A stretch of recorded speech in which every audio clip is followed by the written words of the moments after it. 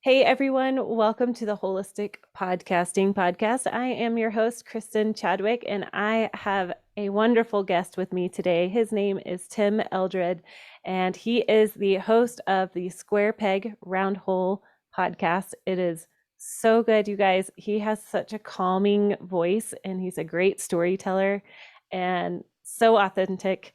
And yes, he's an author, speaker, friendly disruptor of the status quo, and on a mission to help people live with authenticity. So, welcome to the show, Tim. Thanks for having me. Kristen, are you the person who reached out to me and said my voice is like chocolate?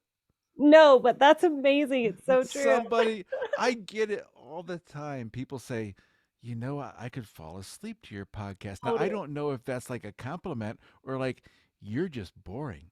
No. And then I hear all the time that you've got a very soothing voice. But somebody wrote me the other day asking me to be on their podcast and said, I read your bio. I listened to the last 3 episodes. Can I just tell you that you have a voice like chocolate? And I'm like, I hope that's a compliment, It you totally know? is.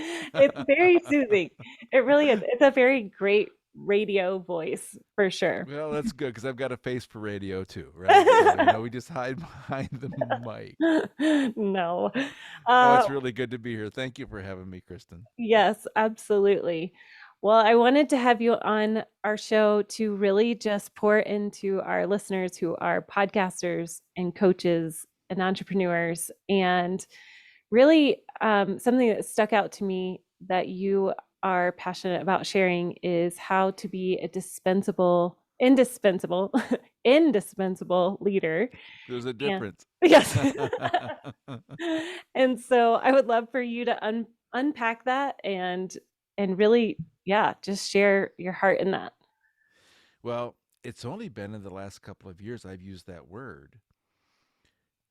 For the longest time, and probably I would say almost 15 years, I've taught a seminar called You Equip, which I think is the job description of a leader, regardless of your industry. Mm-hmm.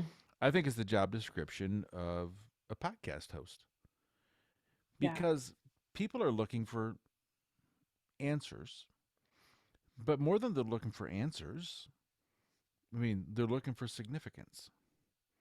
And so they're seeking information that will produce transformation in their life because maybe they don't feel like they're enough. Mm.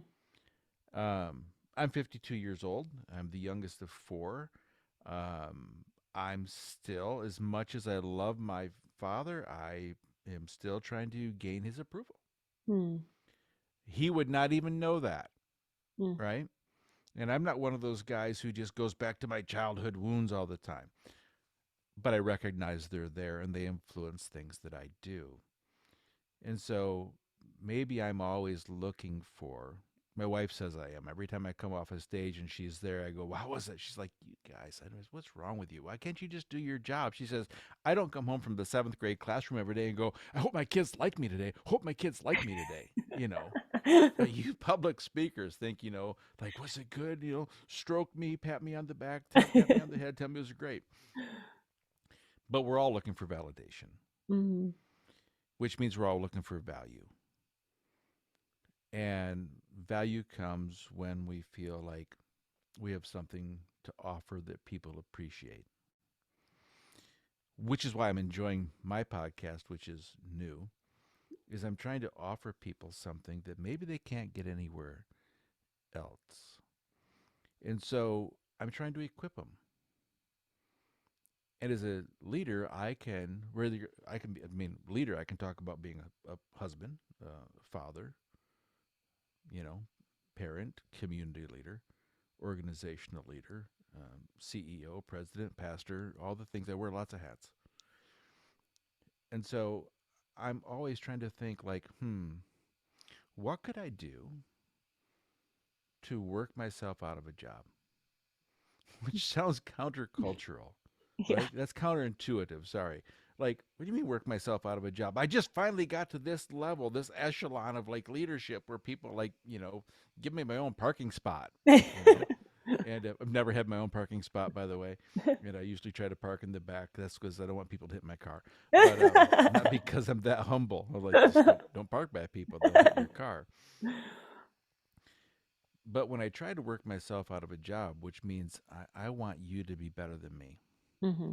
Back in college 30 years ago, I had a prof tell me that. He said, you'll be successful when the people you teach and train and care for um, outshine you.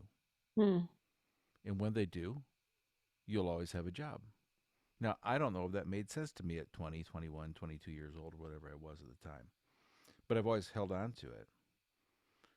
And then because I'm a follower of Jesus, I look at his 3.5 years life and I realize that, holy cow, in 3.5 years, this guy didn't just train one, but multiple replacements. I mean, fully replaced, like, here you go. Hmm. Now, I've got a feeling that when he ascended into heaven, depending on how you read what that means, right? Hmm. He left behind a lot of young, unexperienced or inexperienced young leaders who probably were shaking in their boots and had a load of something in their shorts going, what are we supposed to do? What do we do? But Right. he taught them everything that they possibly needed to know. I've tried to do the same thing with my sons. I try to do that with every organization I work with. And the more that I do, the more that they won't let me leave. Mm. They won't let me quit. They even paid me more this year for being there less. And I'm like, I don't even understand. There's no logic in that. Like if I were making that decision, you said, Right. just a minute. You want me to you're cutting my requirements and you're increasing my salary. This doesn't make any sense at all. And that's because I've become indispensable. Mhm. And that indispensability came is because I freely give everything away I know, and I make sure that people are completely set up for success to outshine me in every way. Which means when you do that for somebody, man, they don't want you to go very far, Kristen. Mm. They're like, but I've become what I am because you empowered, you equipped, you enabled me, Mm. and you taught me and trained me because I'm of the opinion the only things people can't do are the things leaders are too lazy to train them to do. Well, And so most people have the ability to accomplish so much more if I would get my ego and my pride out of the way, which is what absolutely keeps us from not being indispensable, but trying to be irreplaceable.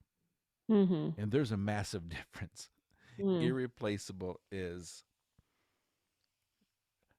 I'm going to be better than anyone. I'm going to jump higher than anyone. I'm going to run faster than everyone. I'm going to be the smartest person in the room, Mm. only to realize that you're not and you can be replaced.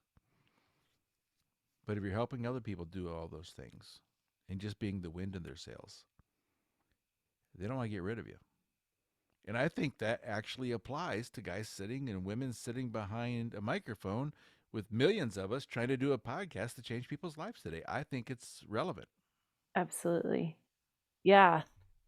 I can't help but think of just the how it switches how your message comes across to your audience.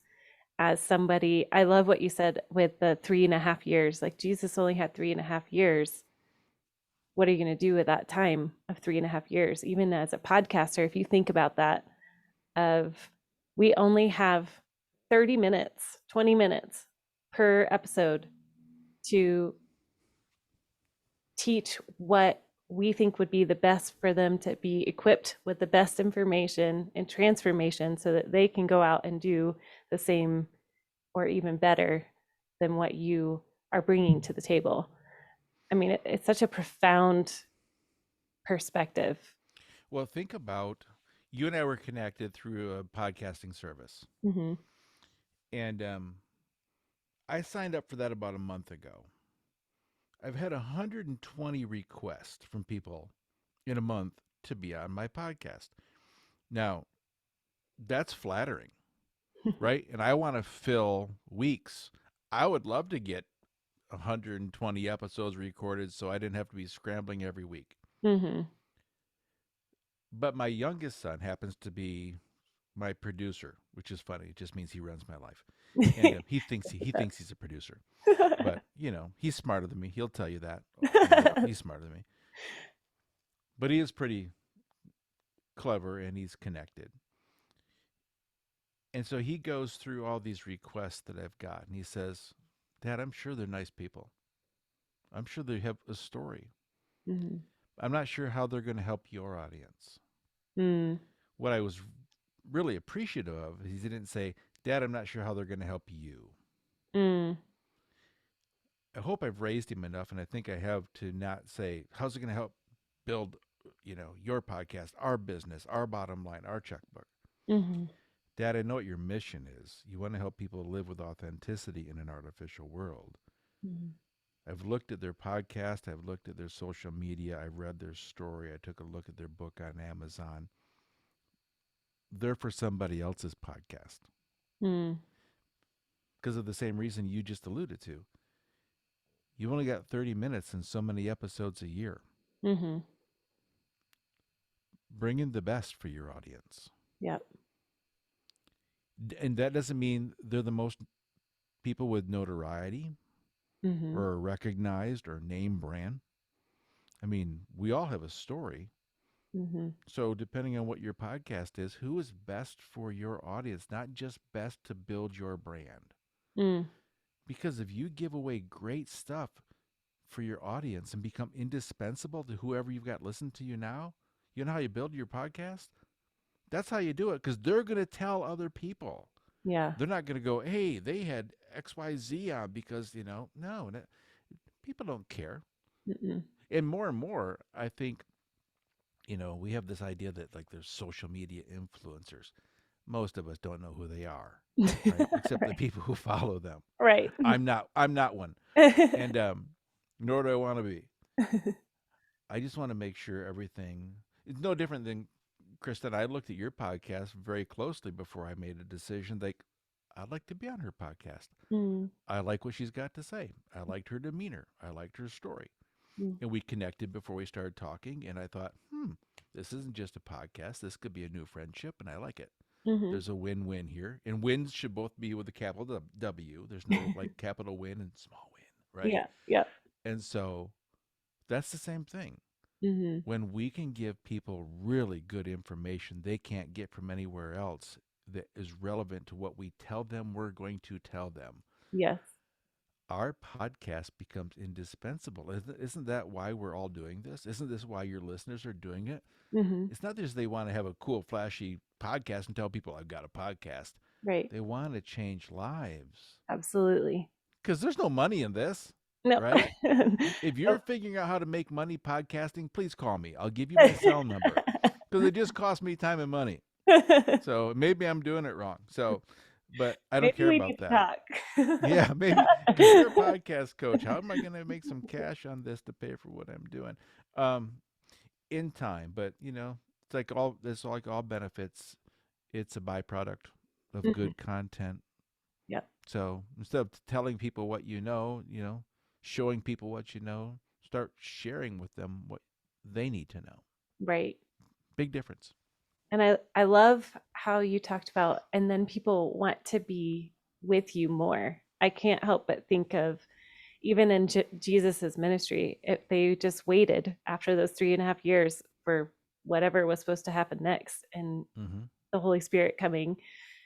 And then um, with somebody who's a podcaster, and what I tell my clients, especially my coaching clients who have a podcast, is the benefit of putting your story, your knowledge, your wisdom that's coming from your specific story, your own story, even though there's another business coach that says the same, framework of what you say, your story is unique to you. So when you put that out there, there's going to be somebody who's going to listen and say, yes, I totally resonate with her story and the transformation that she's offering. And then there's the I want to come and work with you. So even in this relationship, like Tim, with your stuff, as I listened through your podcast, there was a hunger of like, well, I want to know more. Like, how do I work with you one on one? Because what I'm listening to is extremely valuable to me, just listening to this free podcast on my phone. And how do I cultivate more time with you, because you have that authenticity that is something that I long for, you know? So with anybody who's podcasting, you have that opportunity to lay that out there. And if it's in alignment with whoever is listening and that's what they're hungering for and they have the equipment there, then there's this reciprocal um, relationship. I think that's the word I want to use, of then they do work with you and then they do get to go further on. I think of one of my podcasters right here, Kristen Boss. She came to me in 2020 asking me to start her show. She was a local friend here of a friend and spoke. I heard of her name at like a MOPS group or a moms group here, and she is now like number 4 in marketing, and nothing makes me happier than seeing that she has exploded and that Oh, people, absolutely. so that I it's just so relevant to podcasting, as a podcaster, as a coach, as a leader, all of those. If you can get if you can get your ego out of the way, which is really hard for a lot of us because in general we're still clamoring for acceptance. I don't care if you're 16 or 66. Like I used to just a couple years ago, I used to look in the mirror and feel like that I was that 18-year-old kid. Now I'm an 18-year-old kid with a really big forehead. Really big forehead. Always wanting to be wanted. Mm, And that has never really went away. You would like to outgrow that. And so you pretend that you don't have that need. I've just been around long enough and worked with enough people. I mean, I've had the privilege of training thousands of leaders in over 40 countries. mm, No matter where I go, when I can really get people in a one-on-one conversation and ask some real questions, it all comes back to, do I matter? mm, Do I matter? Is my life going to mean anything when it's over? And the older we get, that question looms even harder. What a great opportunity behind a microphone mm, that we can do so easily to give people information to help them know that they can be their true selves. They matter just the way they are. We impart some wisdom to them. Like you said, that relationship becomes reciprocal. It becomes a symbiotic relationship where there's equal value there for each mm, other. I want you to listen. I've got something I want you to hear. mm, And you want to listen because you've learned to value what I say. mm, And so I'm getting just as much from teaching mm, as you are from learning. mm, And because that's part of my DNA, I love to teach, I mm, love to share, I love to be generous. And when I can do that and you receive that, we're both winning in a podcast, which then makes my podcast indispensable for you. mhm, And because if it's just me, just like tooting my own horn, which some people do, and I'm not being judgmental, it's just, that might be where they are right now. There's always another podcast someone can listen to. mhm. I actually did this like a day ago, maybe yesterday. Last night, I was sitting looking at my Apple podcast of all the podcasts I have been following. And I looked and thought, well, I haven't listened to that one in a year. And I started thinking, like, why? It's like, Mhm, just didn't feel germane to my life, you mm, know? Or maybe I just decided I really didn't like the host. mm. They didn't have a chocolate voice. Mm. But, I think the point is pretty clear. Yeah. The more we give ourselves away without anything in return and hoping that somebody else will really grow most from it, the more beneficial we are to the world. So good. So good. Oh, yeah. I don't even know if there's much more to say to that because I feel like it's such good meat to chew on. And for every podcaster to really sit and think before every show, how can I be indispensable in this podcast? How can I lead well? And acknowledge that there might be that I want to be accepted, I want to be valuable because I know, I'm And very, that's okay, yes, right? Let's not discount that, because if we right, bury that, and push that down, it's going to come out in unhealthy ways. So let's right, acknowledge that. Just let's not let it lead. right. Yeah. Yes, exactly. Yeah. So, thank you so much for joining me on holistic podcasting, and you're a wealth of wisdom. So I'm sure that I will have an invitation for you to come back and Well, I would share I even would be more. honored to do that. I will try to learn new things by then. I don't want to be redundant. Um, but no, anytime I can share, and thanks for letting me share with your audience, because Oh, they're valuable to you, and so that's a big deal. I appreciate it. thank you. They are extremely valuable for sure. All right, you guys go check out Tim Eldred over at Round Square Peg Round Hole podcast, and you'll get to listen to his chocolate voice and and learn so much value. All right, thanks guys.